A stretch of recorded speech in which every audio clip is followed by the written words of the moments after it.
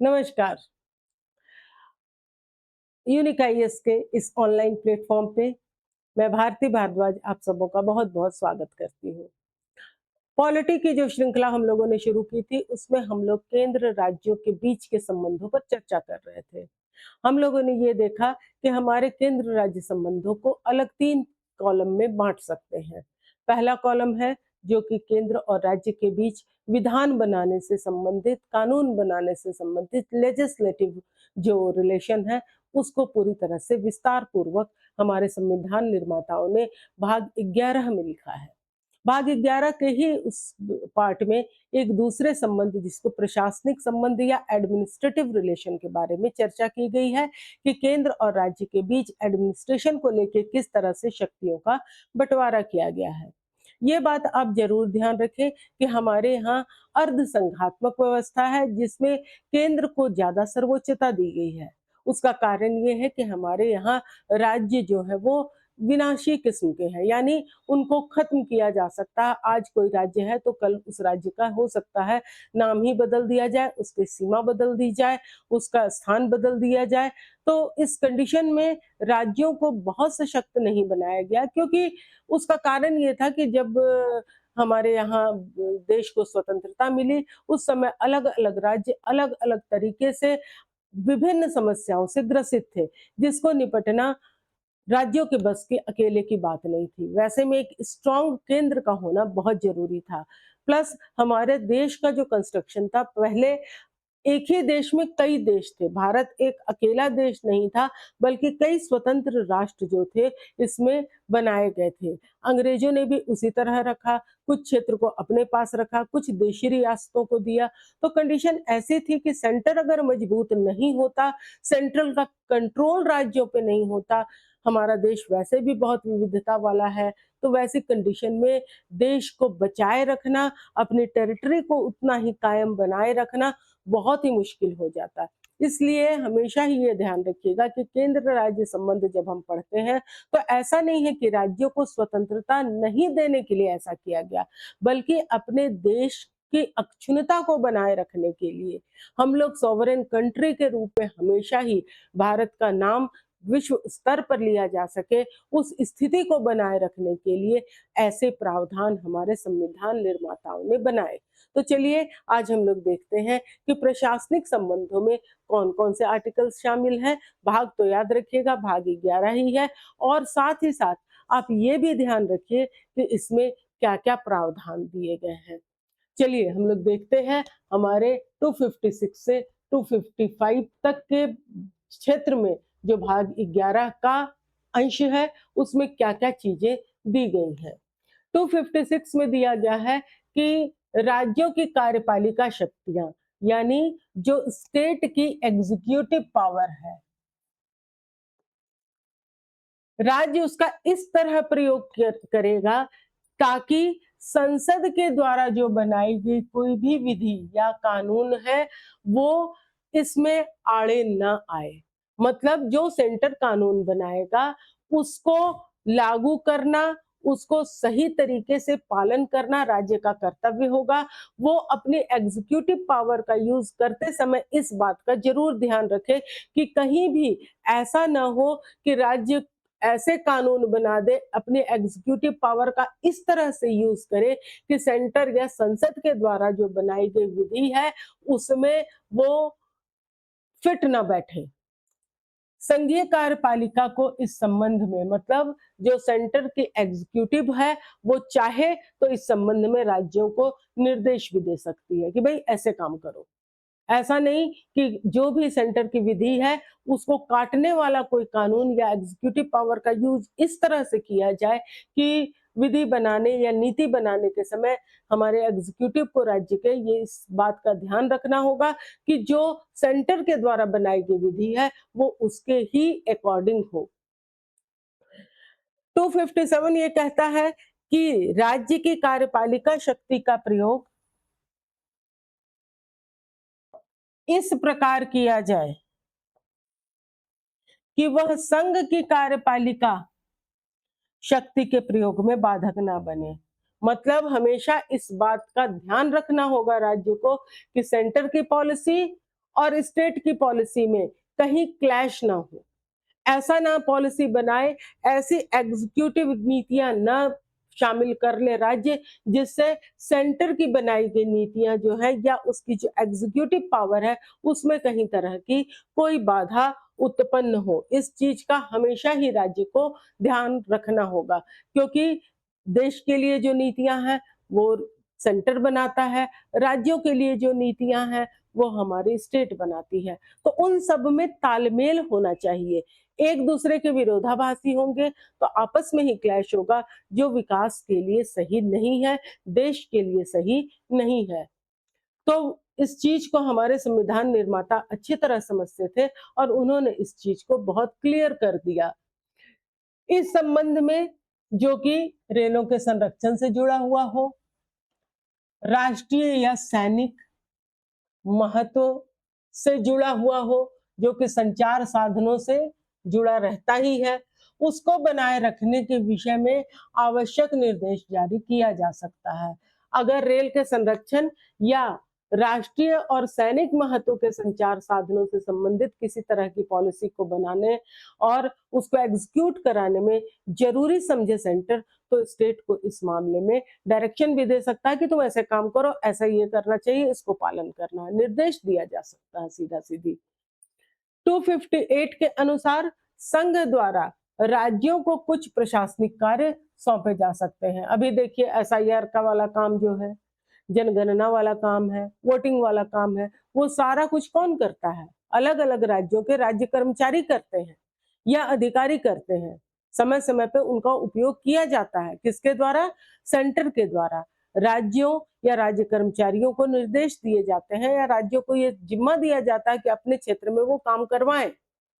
हाँ, उसमें होने वाले खर्च का सारा दारोमदार किसका होता है? सेंटर का होता है। पैसा जो खर्च होगा वो सेंटर देगा, लेकिन काम करवाने के लिए निर्देश दिया जा सकता है, काम सौंपा जा सकता है राज्यों को, किसके द्वारा? स्टेट को सेंटर के द्वारा।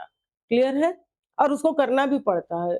यहाँ तक कि छुट्टियां भी ऐसे समय में नहीं मिलती है राज्य कर्मचारियों को। 261 में दिया गया है कि भारतीय राज्य क्षेत्र मतलब पूरे देश के सभी भागों में संघ तथा राज्य के सार्वजनिक कार्यों, अभिलेखों और न्यायिक कार्रवाइयों को पूरे विश्वास और पूरी मान्यता दी जाए। मतलब सेंटर के द्वारा जो भी डिसीजन लिए जाते हैं, जो भी उसके लिए अभिलेख और न्यायिक कार्रवाइयां होती हैं, उन सब के अगेंस्ट कोई राज्य नहीं जा सकता है। एक तरह से वो फिर राष्ट्रद्रोह जैसी स्थिति हो जाएगी। हमारे सेंटर के द्वारा जो भी डिसीजन लिए जाते हैं, कहाँ-कहाँ? सार्वजनिक कार्यों में, अभिलेखों और न्यायिक कार्रवाइयों को पूरा करने में। उस पर पूरा फेथ रखना होगा, पूरा विश्वास राज्यों को रखना होगा, उसको मान्यता देनी होगी। उसके अगेंस्ट कोई राज्य नहीं जा सकता है। यही नहीं, इसके अलावा 262 में है कि अंतरराज्यीय नदियों मतलब ऐसी नदियां जो 2 या 2 से अधिक राज्यों के बीच बहती हैं, इंटर स्टेट जो भी रिवर्स हैं, ऐसी रिवर्स जो एक नहीं अलग अलग राज्यों में बहती हैं, अथवा नदी घाटी जल के संबंध में अगर कोई विवाद होता है तो इस संबंध में संसद को कानून बनाने की शक्ति मिलती है। वैसे तो नदी जल विवाद जब होता है तो वैसी स्थिति में कोई ट्रिब्यूनल ही बनाया जाता है, जिसमें दोनों स्टेट या जितने भी स्टेट उसमें शामिल हो उसके रिप्रेजेंटेटिव होते हैं, उसमें कई न्यायाधीश होते हैं। इन सबों का अपना एक पैनल बनाया जाता है और उसमें जो निर्णय लिया जाता है, अगर उस संबंध में कानून बनाना पड़े, उस निर्णय को लागू करने के संबंध में अगर कानून बनाना पड़े, तो वो शक्ति किसको दी गई है? संसद को दी गई है। इस संबंध में किसी तरह का अगर वाद विवाद होता है तो सर्वोच्च न्यायालय इस पे कोई इंटरफेयर नहीं करता। याद रखिएगा, नदी जल विवाद का जो भी मामला होता है वो सुलझाया जाता है ट्रिब्यूनल के द्वारा, न कि हमारे किसी कोर्ट के द्वारा। 263 में है कि राष्ट्रपति को यह अधिकार है कि वो अंतरराज्यीय परिषद इंटर स्टेट काउंसिल की स्थापना कर सके।